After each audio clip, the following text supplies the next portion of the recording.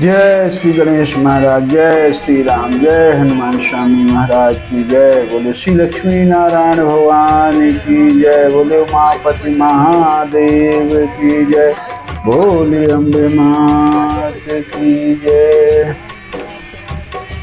जय श्री राम। दोस्तों, आप सभी को मेरा नमस्कार, छोटों को प्यार। आप सब कैसे हैं? भगवान की कृपा से आप लोग अच्छे होंगे, मैं यही प्रार्थना करता हूँ कि भगवान आप सभी को अपना आशीर्वाद दे, स्वस्थ रखें और कुशल रखें, अपना आशीर्वाद हमेशा बनाए रखें। और आप लोगों से यही मेरा प्रार्थना है, जो भी ये पाठ सुने, रामचरितमानस और श्रीमद् भागवत महापुराण भी हमने दोनों शुरू किया हुआ है, तो आप लोग जरूर श्रवण करें, लाइक भी करें। लाइक बहुत कम आ रहे हैं, तो कृपा करके आप अपने भाई का वीडियो को लाइक जरूर किया करें। आज हम श्री रामचरितमानस उत्तरकांड मास पारायण 29वां के आगे का पाठ आप लोग को सुनाएंगे, तो आप लोग जरूर श्रवण करें। बहुत अच्छा पाठ चल रहा है। अब कागभूषुंड जी कौवे के रूप धारण करके आकाश की ओर चल दिए, भ्रमण कर रहे हैं और हर जहाँ जहाँ जा रहे हैं तो भगवान श्री राम जी के चरणों में प्रेम प्राप्त करते हुए जा रहे हैं। बस अपने मन में भगवान श्री रामचंद्र जी का छवि लेकर वो चल रहे हैं और जहाँ कहीं रुकते हैं तो भगवान श्री रामचंद्र जी की ही चर्चा करते हैं। तो अब आगे बहुत अच्छा पाठ है। जो भाई बहन चैनल को सब्सक्राइब ना किए हों तो सब्सक्राइब कर लें और आई बेल का बटन जरूर दबाएं, जिससे हम कोई भी वीडियो डालें तो सबसे पहले आपके पास जरूर पहुंचे। जय श्री राम।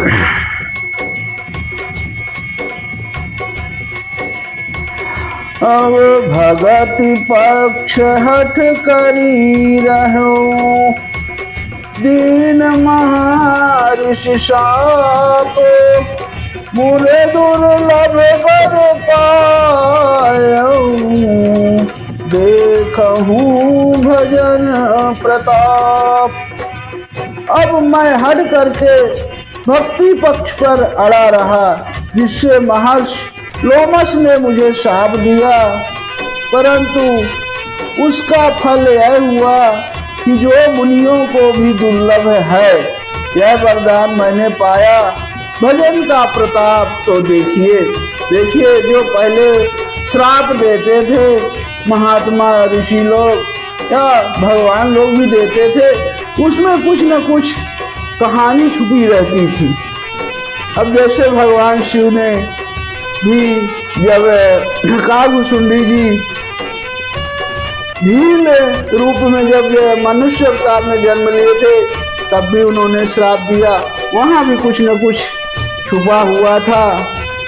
अब एक ऋषि ने, जो लोमस ऋषि ने कागभूषुंड जी को कौवे का रूप धारण करने को श्राप दिया, वो भी अभी बहुत फल ही है।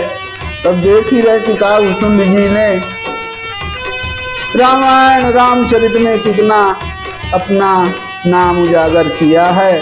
तो जहाँ भी मेरा कहने का मतलब है, जहाँ कोई श्राप देता है उसमें जरूर न जरूर कुछ रहस्य छिपा रहता है। जे असी भगत ज्ञान परिहरहि, केवल ज्ञान हेतु श्रम करहि, ते जड़ काम धेन गृह त्यागी, अखोजत आप फिरहि पय लागी। अब जो भक्ति की ऐसी महिमा जानकर भी उसे छोड़ देते हैं और केवल ज्ञान के लिए श्रम साधन करते हैं, वे मूर्ख घर पर खड़ी हुई कामधेनु को छोड़कर दूध के लिए मदार के पेड़ को खोजते फिरते हैं। अब सुनु खगेश हरि भगत बिहाई, अजय सुख चाहियान उपाई। 63 महासिंधु बिन तरनी, पैर पार चाहि जड़ करनी। अब हे पक्षीराज, मनुष्य सुनिए, जो लोग हरि की भक्ति को छोड़कर दूसरे उपायों से सुख चाहते हैं, वे मूर्ख और जड़ करने वाले यानी अभागे बिना ही जहाज के तैरकर महासमुद्र के पार जाना चाहते हैं। देखिए, अगर हमको वैकुंठ लोक प्राप्त करना है तो उसके लिए मरना ही पड़ेगा। वही यहाँ तुलसीदास महाराज जी लिखे हुए हैं कि अगर समुद्र के जहाज पार जाना है तो जहाज में बैठ के ही जाना पड़ेगा। तो उसी हिसाब से अब आगे कह रहे हैं, सुन भुसुंडी के वचन भवानी, अबोले गरुण हरस मृदुवानी। तब प्रसाद प्रभु मम उर्माही, असंशय शोक मोह भ्रम नाही। अब शिव जी कहते हैं कि हे भवानी, भुसुंडी के वचन सुनकर गरुड़ जी हर्षित होकर कोमल वाणी से बोले, कह रहे कि हे प्रभु, आपके प्रसाद से मेरे हृदय में अब संदेह, शोक, मोह और भ्रम कुछ भी नहीं रह गया। सुने वो पुनीत राम गुण ग्रामा, तुम्हारी कृपा लहो विश्रामा। एक बात प्रभु पूछूं तो ही, कहूँ बुझाई कृपा निधि मोही। अब मैंने आपकी कृपा से श्री रामचंद्र जी के पवित्र गुरु समूहों को सुना और शांति प्राप्त की कि हे प्रभु, अब मैं आपसे एक बात और पूछता हूँ। हे कृपा सागर, मुझे समझा कर कहिए। अब क्या करें? कहाँ संत मुनि वेद पुराना, नहीं कछु दुर्लभ ज्ञान समाना। सोई मुन तुम सन कहूँ गोसाई, नहीं आदर हूँ भगत की नाई। अब संत मुनि वेद और पुराण क्या कहते हैं कि ज्ञान के समान दुर्लभ कुछ भी नहीं है। हे गोसाई, वही ज्ञान मुनि ने आपसे कहा, परंतु आपने भक्ति के समान उसका आदर नहीं किया। अज्ञान ही भगति अंतर केता, अज्ञान ही भगत ही अंतर केता। सकल कहूँ प्रभु कृपा निकेता, सुने उरगारी वचन सुख माना। सादर बोले काव्य सुजाना। अब हे कृपा के धाम, हे प्रभु, ज्ञान और भक्ति में कितना अंतर है, यह सब मुझसे कहिए।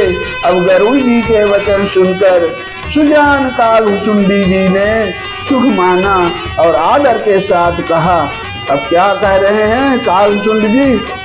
अभगत ही ज्ञान ही नहीं कछु भेदा, उभय हरहि भव संस भोखेदा। नाथ मुनि से कहीं कछु अंतर, सावधान सो सुनो विहंग बर।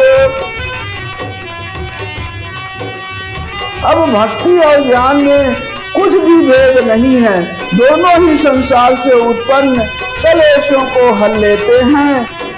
हे नाथ मुनीश्वर, इनमें कुछ अंतर बतलाते हैं। हे पक्षी श्रेष्ठ, उसे सावधान होकर सुनिए। ज्ञान विराग योग विज्ञाना, ये सब पुरुष सुनहु हरि जाना। पुरुष प्रताप प्रबल सब भांति, अबला अबल सहज जड़ जाति। कितनी अच्छी बात बोल रहे हैं कि हे हरि वाहन सुनिए, ज्ञान वैराग्य योग और विज्ञान ये सब पुरुष हैं। पुरुष का प्रताप सब प्रकार से प्रबल होता है। अबला यानी माया स्वाभाविक ही निर्मल, और जाति यानी जन्म से ही जड़ यानी मूर्ख होती है। अपुरुष त्याग सके नारी, जो विरक्त मत धीर, ना तू कामी विषयावश, विमुख जो पद रघुबीर। अब परंतु जो वैराग्यवान और धीर बुद्धि पुरुष है वह स्त्री को त्याग कर सकते हैं, ना कि वे कामी पुरुष जो विषयों के वश में है उनके गुलाम हैं और श्री रघुवीर के चरणों से विमुख हैं। सो मुनि ज्ञान निधान, मृग नयनी विदु मुख निरखी, दिवस होई हरि जान, नार विष्णु माया प्रगट। अब वे ज्ञान के भंडार मुनि श्री मृगनयनी यानी युवती स्त्री जो चंद्रमुख को देखकर विवश हो जाते हैं, हे गरुड़ जी, साक्षात भगवान विष्णु की माया ही स्त्री रूप से प्रकट है। अब यहाँ न पक्षपात कछु राखूं, वेद पुराण संत मत भाखूं, मोहन नारी नारी के रूपा, पन्नदारी रीति अनूपा। अब मैं कुछ पक्षपात नहीं रखता, वेद पुराण और संतों का मत यानी सिद्धांत ही कहता हूँ कि हे गरुड़ जी, यह अनुपम रीति है कि स्त्री के रूप पर दूसरी स्त्री मोहित नहीं होती। माया भगत सुनहु तुम देऊ, नारी वर्ग जानहि सब को, पुनि रघुवीर ही भगत प्यारी, माया खलु नरपति विचारी। आप सुनिए, माया और भक्ति ये दोनों ही स्त्री वर्ग की हैं, ये सब कोई जानते, फिर श्री रघुवीर को भक्ति प्यारी है, माया बेचारी तो निश्चय ही नाचने वाली यानी नटनी मात्र है। भगत ही शान कुल रघुराया, ताते ते डरपति अति माया, राम भगत निरूपम निरूपाधि, बसई जासूर सदा अबाधी। अब श्री रघुनाथ जी भक्ति के विशेष अनुकूल रहते हैं, इसी से माया उससे अत्यंत डरती रहती है। जिसके हृदय में उपमा रहित और उपाधि रहित यानी विशुद्ध राम भक्ति सदा बिना किसी बाधा यानी रोक टोक के बसती है। तेहि बिलो की माया सकुचाई, करि न सकाहि कछु निज प्रभुताई, असि विचार जे मुनि विज्ञानी, अजा चाहि भगत सकल सुख खानी। अब उसे देखकर माया सकुचा जाती है, उस पर वही अपनी प्रभुता कुछ भी नहीं कर सकती। ऐसा विचार कर ही जो विज्ञानी मुनि है वो भी सब सुखों की खानी भक्ति की ही याचना करते हैं।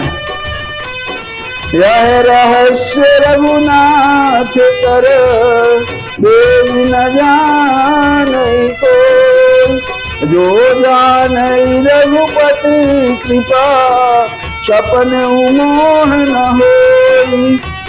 अब श्री रघुनाथ जी का यह रहस्य यानी गुप्त मर्म जल्दी कोई भी नहीं जान पाता।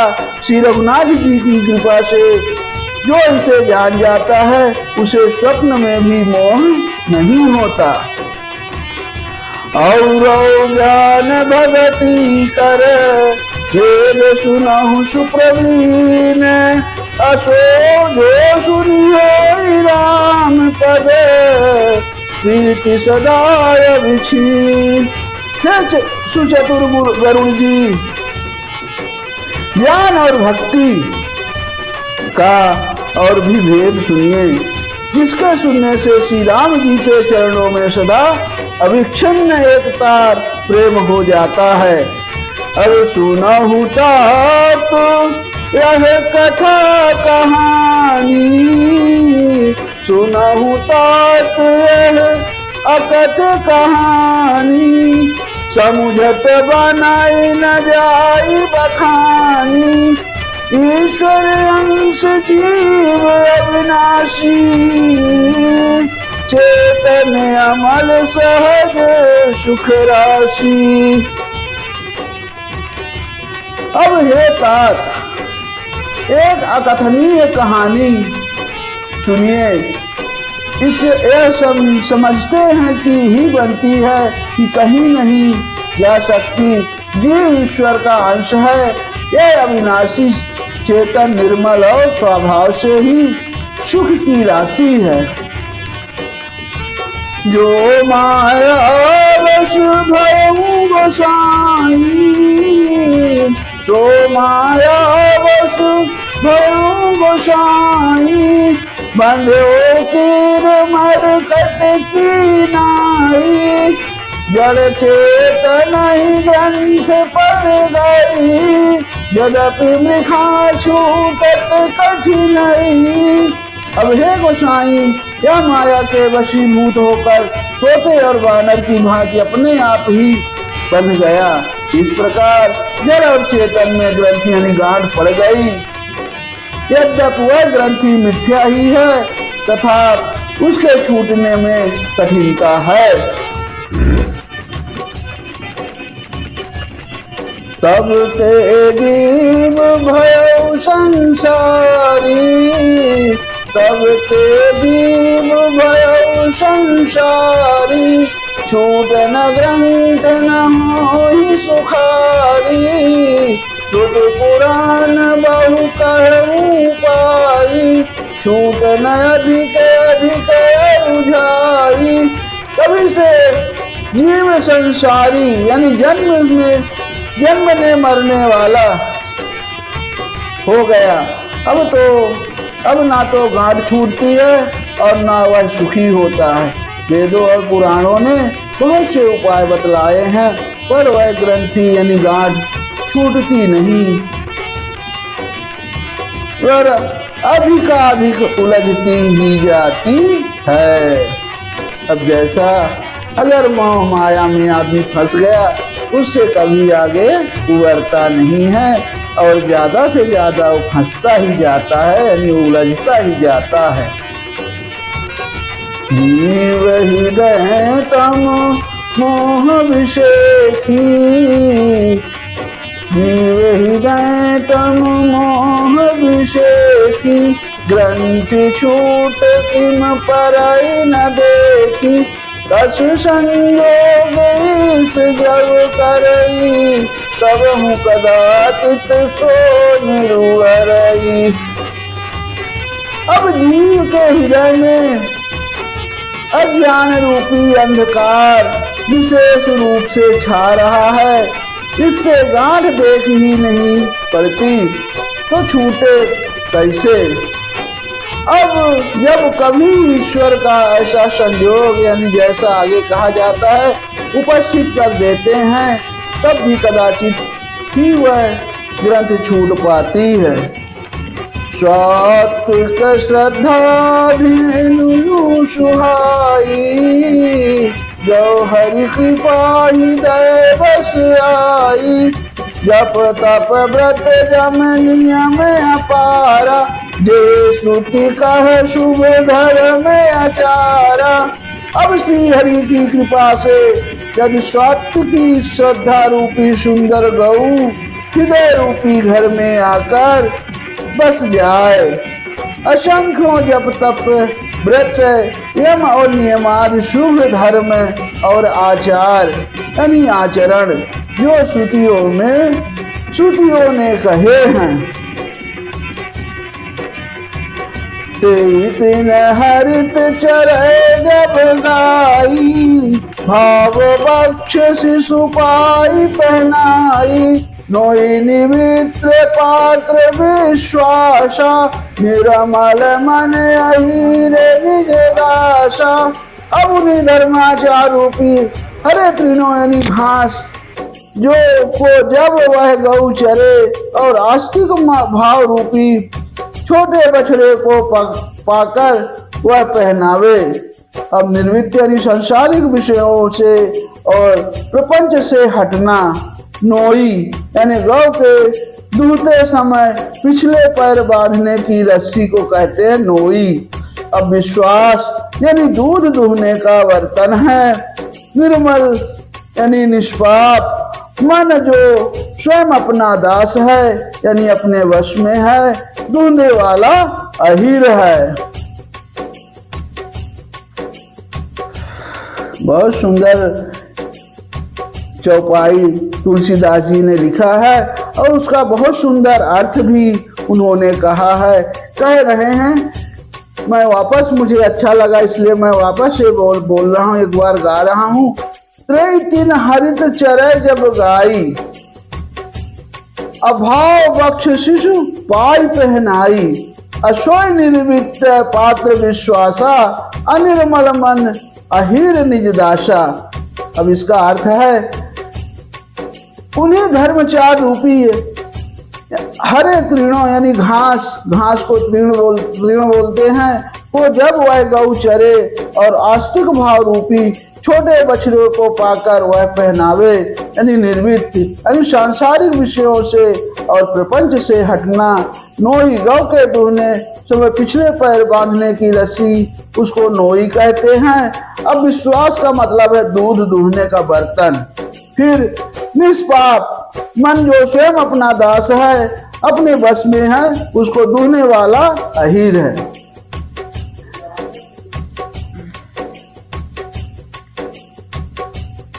परम धर्म मैं पै दुहि भाई, अवटन ले अकाई बनाई, तोष मरुत सब क्षमो जुड़ावे, धृति समझावनु देव जमावे।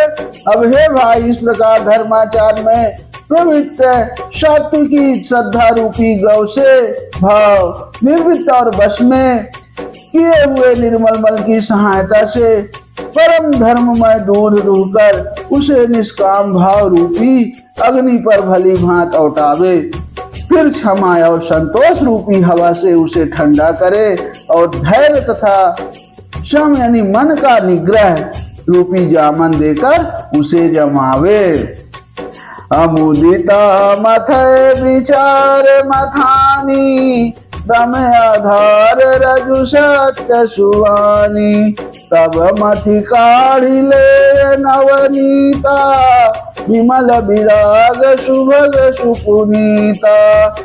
तब मुदिता यानी प्रसन्नता रूपी कमोरी में तत्व विचार रूपी मथनी से दम इंद्रिय दमन के